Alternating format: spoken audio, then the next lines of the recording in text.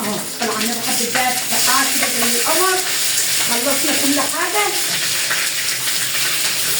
الشطه بتفرقع في الوش. طب بصي حبه صلصه زي القمر. ننزل بقى كده ايه البتنجان بتاعنا، ورق بطاطس وفلفل. الله بزيتهم بقى بحالهم كده كله على بعض. عايز تحط لحمه مفرومه في المسقعه بتبقى خطيره، حط براحتك. اخر دور خلصها.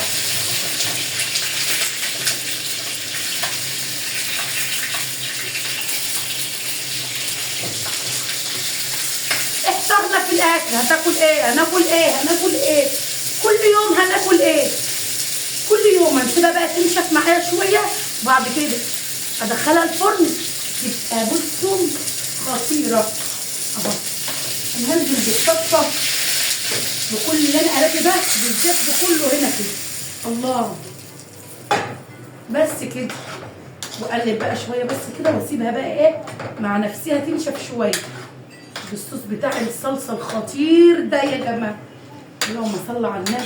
تزور سيدنا النبي ونبقى صحبه عند الحبيب في رمضان ان شاء الله.